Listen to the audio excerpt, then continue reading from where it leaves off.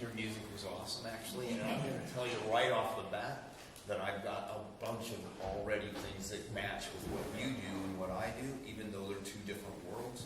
And I just started making a list as she was talking. I was going, man, there's a lot, as you were playing, and yeah, there's a lot of things that came to my mind. The first thing, I'll talk to everybody, but I'm kind of talking to them at first because they had to get up here in front of everybody. I know what it feels like. So the first thing I thought of is that the connection is this is a journey. What you're on is a journey. It's going to be a lifetime, hopefully. Look at Heather. She's gone through this whole journey to become an expert at what she does. That'll be a journey for you. It'll take all kinds of practice and years and years. I thought of that. I thought of that you have to practice technique and form over and over and over again. And basically that's what we do with exercise. We work these basic movements that work your whole body.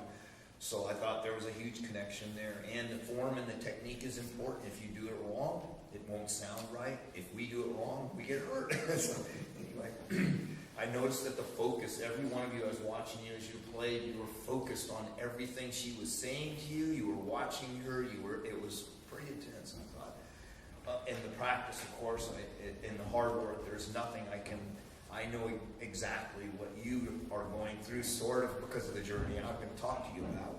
But in the challenge, I liked it. Heather challenged you right off the bat. I know you guys don't know this song, but did anybody whine and call, "Can I do this?" No, you just bucked up and got it done. I thought that was incredible. That's what I expect out of the people that I train and coach and stuff, is I want, hey, you might not make it. Who cares? You just start over again. We'll work on it the next time. It's a journey. And I thought, I appreciated that you all put on the spot. I'm put on the spot kind of now too, but I know what it feels like to be up there, everybody looking at you and stuff, so I think that's cool. And to me, and this is maybe a little, I hope you understand what I'm saying, that you guys are making music. In fact, I would say if there was two regrets in my life, one was that I never learned to play a musical instrument, and the other is that I didn't learn a language from another country. But what I do with exercise, I picture it kind of like music, and I don't know if that makes sense to you, but in my mind, movement is kind of like music. I like how it flows. I like the rhythm of it. I'm always looking and trying to coach that into people. It's like dancing to me, and you have that flow in your music and there's a kind of a connection. I don't know if you see that or not. The harmony of it. In fact, Heather said the word a couple of times, rhythm, and I was like, yeah, that's music. Movement is rhythm as well. And I know most people think of movement like football or baseball or basketball, but I think of it more like dance. So,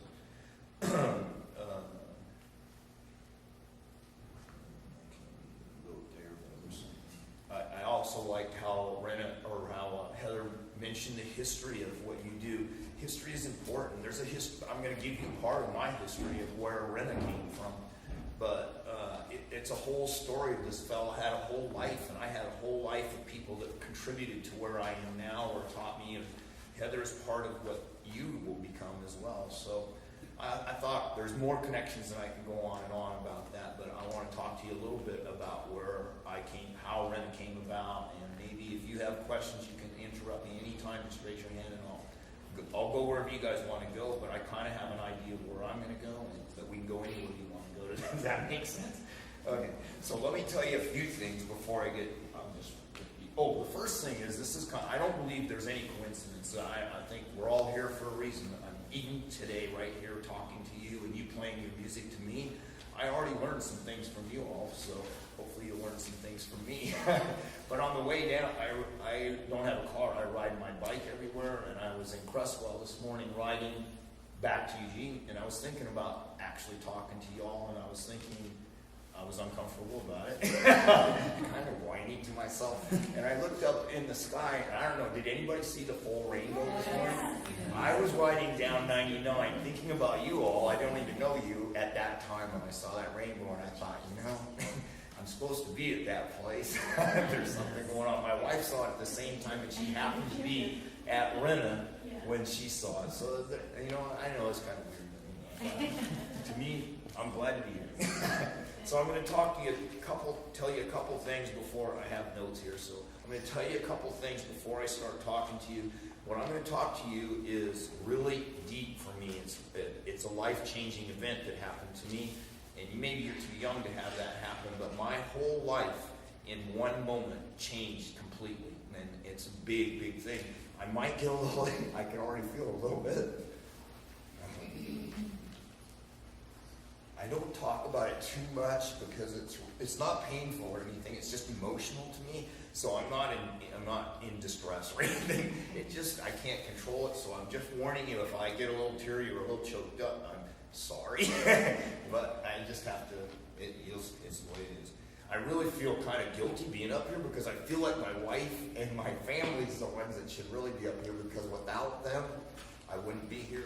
I'd probably still be laying on my couch feeling sorry for myself. So I'm going to tell you my story, but believe me, there's a lot of people behind my story. So I also want to mention that I have 4 daughters and 8 granddaughters. So you got to understand that I grew up with women. I'm a guy, but I have, I don't know, but if you live with women all your life, you kind of get a little weird. So nothing against women. I mean, guys. I think different. It's just different. And I just want it might show up in some way. And then there's a million things I could talk to you about that this event in my life started, but I'm just going to I kind of sat down with myself and I said, well, if I was a kid, and I'm thinking mostly of you guys, in fact, the biggest thing that's happened as far as my kids go in my life as being a parent is one of my daughters has come to me and said, Dad, if you had it to do over again, what would you do different? And to me, that was a big, big thing, because she wanted to know what I'd learned in my life. I'm 62 years old. I'm an old guy. I've seen a lot of things. I might not be the smartest guy on the planet, but I've had a lot of experiences that you can learn from. That was a big thing for me to have none of my other daughters have done that yet. I hope they will. And so I got to sit down and tell her what I would have done different with them, because she's raising her own family now. So I thought, now with you all, if I was a kid, what would I want to know? And so I'm going to tell you 3 big lessons that I learned out of my event. But there's a million lessons that I could go off on, okay? So it'll all start with this. And this is a quote. This is a weightlifter. He was an Olympic champion, but it doesn't really matter. His quote is, there is a time in every person's life when you must clench your teeth together and your fate only depends on your determination. And I'm going to say that is going to happen to all of you at some point in your life. I'm convinced that we all are going to have maybe even one. I think I've had 3, but this one was my biggest one.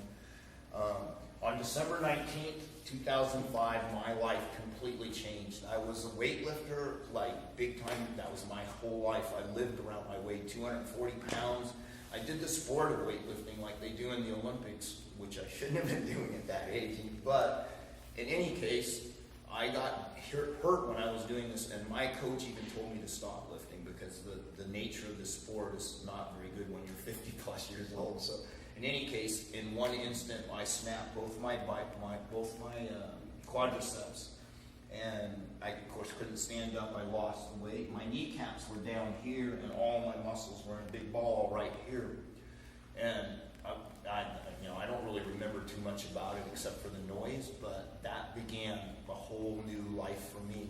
And I'll start by just saying I like quotes, as Heather mentioned. I like to put good things in your mind. I'm kind of like, if you put crud in your mind, like TV kind of stuff, it'll kind of come out in your life, I think. So I like to put good things in my mind, especially when you're in a bad place.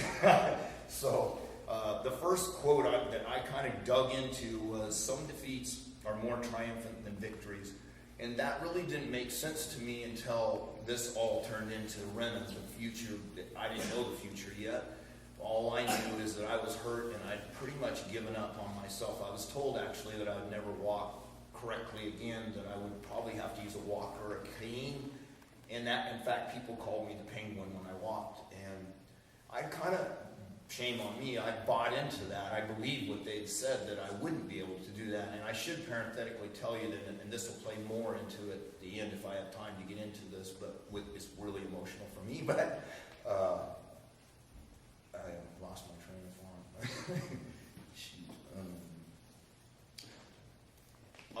I believe what the doctors had told me, that I would not be able to walk again, and I really bought into that whole thing. And so I just kind of laid on the couch and felt sorry for myself. I quit doing everything. I mean, my whole life was fitness. I actually did try. They put me in splints, and you could walk. I could be like this. I actually did go out into my garage one day and tried to flip a bar. I had a little weightlifting area in there, and my dog looked at me with like, "Are you an idiot or what?" I mean, I'm telling you, it was like this dog communicated to me, because I was flipping the bar around with these casts on, and the dog actually even walked out of the garage, and I don't know if it communicated to me or what, but I kind of looked at myself and, what are you doing? And I put that bar down. I've never touched the weight since that day. But in any case, the thing that I wanted to get across was that this injury forced me to look at fitness in a whole nother way, and I haven't come to that point yet. It takes a big thing for one of my daughters has to confront me actually to get me back moving, but I would rather talk about that at the end because it's emotional to me. But in any case, I just wanted you to understand that I was in this deep, deep place, and I know that you guys are going to go, there'll be a time where you'll just kind of want to give it all up and just say, you know what, I'm tired of all this, I'm done.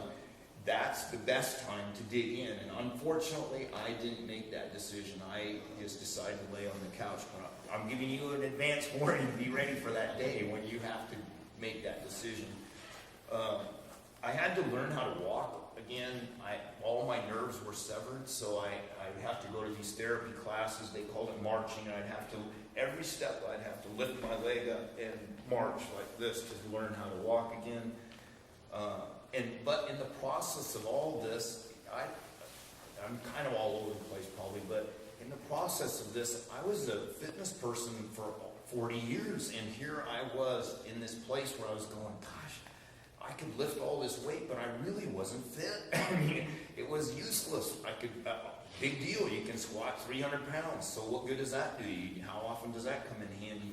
The whole thing to me was all of a sudden, because of this injury, I started looking at fitness the right way, I think. It totally changed how I viewed fitness. You know, like maybe you understand this if someone will go, do you work out or something? Or are you in good shape? And they'll go, yeah, I run 3 miles every day. I'm in really good shape. Or someone will go, yeah, I lift weights every day. I'm in good shape. That's what I kind of thought fitness was. If you did some kind of activity like that, you were fit. But then I started, because of losing everything, I couldn't walk, I couldn't do anything, I started looking at fitness as really being able to move your body how it's supposed to be moved. And I started breaking down fitness, and it all becomes a big project for me ultimately after this confrontation with my daughter, which you don't get to hear about yet. But I'm kind of going through the things that I learned from the injury right off the bat. Compassion for people who have difficulty moving. Oh my gosh, it makes me cry. I mean, I was so cold to that. You see people that are struggling, and you just kind of, it didn't even faze me. But boy, I'll tell you, anybody who has trouble moving now, it is right in my heart. I get that right away. It took me so long just to be able, it used to be a workout for me to walk from our kitchen to the garage door 3 times. That was my workout. I mean, it's just off the charts. It's where my life went from doing anything you want to do whenever you want to do it. So I really have a feel for that.